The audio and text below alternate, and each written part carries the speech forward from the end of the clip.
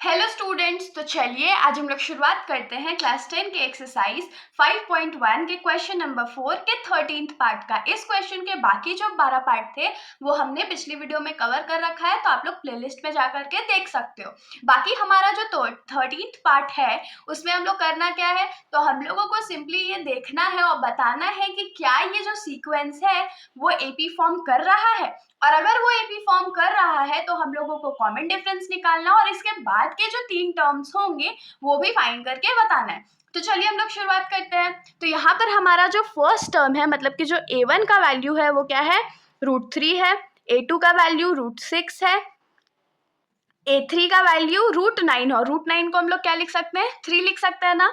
और a4 का value क्या है, √12 और √12 को हम लोग क्या लिख सकते हैं, तो प्राइम फैक्टराइज कर लेते हैं। तो 12 2 के टेबल में, 6 टाइम्स में 2 के टेबल में, फिर 3 टाइम्स में, तो 2 का पेयर बना, मतलब 2 बाहर आएगा और √3 अंदर रहने वाला है। तो अब हम लोग इसको सॉल्व कर लेते हैं। सबसे पहले हम लोग क्या करेंगे, कॉन्जिक्यूटिव टर्म्स के बीच में डिफरेंस फाइंड कर लेते हैं। अगर डिफरेंस जो है वो इक्वल आ गया तो ये जो हमारा सीक्वेंस है वो एपी फॉर्म कर रहा है, और अगर डिफरेंस इक्वल नहीं आता है तो ये एपी फॉर्म नहीं करेगा।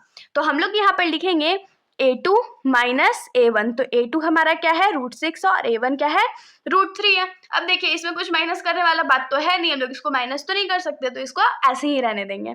फिर a3 माइनस a2, तो a3 हमारा क्या है, तो 3 माइनस a2 क्या है, तो √6। इसको भी हम लोग फर्दर माइनस नहीं कर सकते, डिफरेंस नहीं निकाल सकते, तो ये तो यहीं पर अलग हो गया।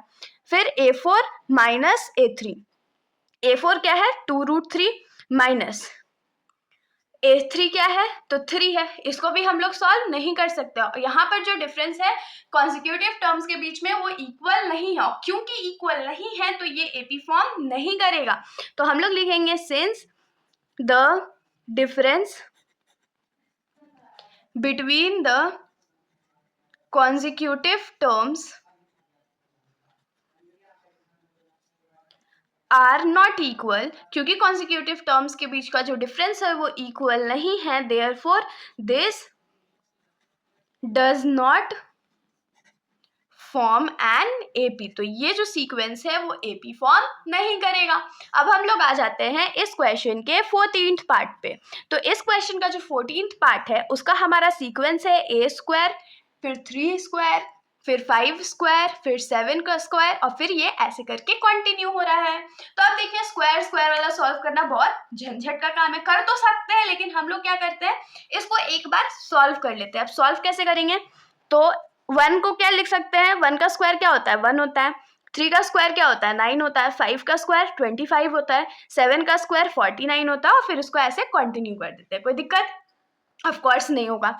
अब यहाँ पर जो हमारा फर्स्ट टर्म है वो 1 है, सेकेंड टर्म हमारा 9 है, थर्ड टर्म हमारा 25 है, और फोर्थ टर्म हमारा 49 है। अब हम लोग कॉन्जिक्यूटिव टर्म्स के बीच में डिफरेंस निकाल लेते हैं।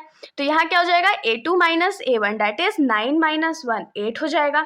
फिर a3 माइनस a2, तो a3 क्या है, 25 माइनस 9, तो ये क्या हो जाएगा, 16 हो जाएगा। फिर a4 माइनस a3 जो कि होगा 49 माइनस 25, तो 9 में से 5 गया तो 4 बचेगा, 4 में से 2 गया तो 2 बचेगा, 24। अब देखिए क्या ये जो डिफरेंस है कॉन्जिक्यूटिव टर्म्स के बीच में वो इक्वल है, ऑफ कोर्स नहीं है। तो हम लोग इसमें क्या लिखेंगे कि since the difference between the consecutive terms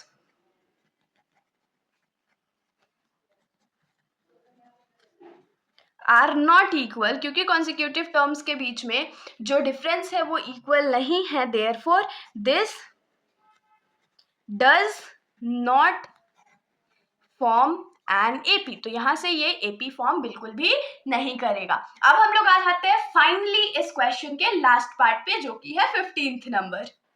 तो इस क्वेश्चन के 15 पार्ट का जो हमारा क्वेश्चन है वो क्या है, 1², 5², 7², 73। 7 का क्यूब नहीं है, वो 73 है। देखिए करने को तो हम लोग इसको सिंपली भी सॉल्व कर सकते हैं, लेकिन क्योंकि ताकि हम लोगों को इन फ्यूचर कंफ्यूजन ना हो, हम लोग इसको पहले एक लाइन यहीं पर सॉल्व कर लेते हैं। 1 का स्क्वायर क्या होता है, 1 होता है। 5 का स्क्वायर 25, 7 का स्क्वायर 49, फिर तो 73 है ही, और ये ऐसे करके कंटिन्यू हो जाएगा। तो यहाँ पर हम लोग लिखेंगे here first value is 1, second value is 25, third value is 49 and fourth value जो हम लोग को गिवन है वो है 73। अब हम लोग क्या करते हैं, कॉन्जिक्यूटिव टर्म्स के बीच में डिफरेंस निकाल लेते हैं। तो यहाँ पर कॉन्जिक्यूटिव टर्म्स में a2 माइनस a1 हो जाएगा, तो a2 हमारा 25 है, माइनस a1 1 होगा, तो ये 24 हो गया। फिर a3 माइनस a2 करेंगे, तो a3 49 है, माइनस a2 क्या है 25 है, तो ये क्या हो जाएगा 24।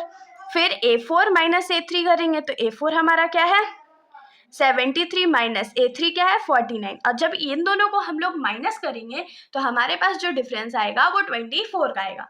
अब देखिए यहाँ पर जो हमारा डिफरेंस है वो क्या है, तो इक्वल है। और क्योंकि कॉन्जिक्यूटिव टर्म्स के बीच में डिफरेंस इक्वल है इसीलिए ये एपी फॉर्म करेगा। तो हम लोग लिखेंगे since the difference between the consecutive terms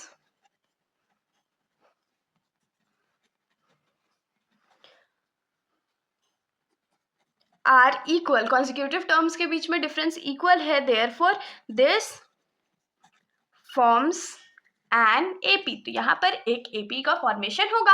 अब क्वेश्चन में हम लोगों को क्या बोला गया था कि अगर एपी फॉर्म होगा तो हम लोगों को कॉमन डिफरेंस बताना है और नेक्स्ट 3 टर्म्स भी बताना है ना। तो हम लोग यहाँ पर लिखेंगे common difference that is D. D का वैल्यू हमारे पास क्या है 24 आया है। और नेक्स्ट 3 टर्म्स फाइंड करने, तो a4 तक का तो हम लोगों को पता है, a5 से फाइंड करेंगे।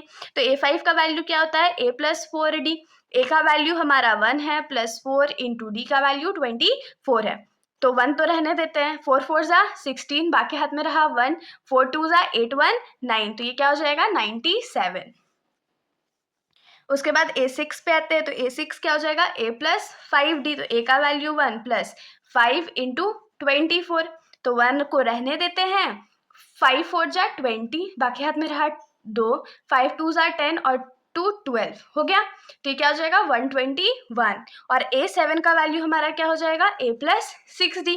तो a प्लस 6d जो है वो a का वैल्यू हमारा 1 है, प्लस 6 इंटू डी मतलब 24 है, तो 1 प्लस 6 4 जा 24, तो 2 4 लिखेंगे, 2 हमारे हाथ में रहेगा, 6 2 जा 12 और ये 144, तो ये क्या हो जाएगा 145 हो जाएगा। तो therefore the next 3 terms next 3 terms क्या क्या है 97 है, 121 है एंड 145 है। और इसके साथ फाइनली हमारा ये जो एक्सरसाइज है वही वहीं पर खत्म हो जाता है। अगर आप लोगों को कोई भी डाउट हो तो आप लोग बेशक कमेंट सेक्शन में पूछ सकते हो, वरना अगर आप लोगों को वीडियो अच्छी लगी तो वीडियो को लाइक कर दीजिएगा और मेरे चैनल को बिना सब्सक्राइब किए कहीं मत जाइएगा। Thank you.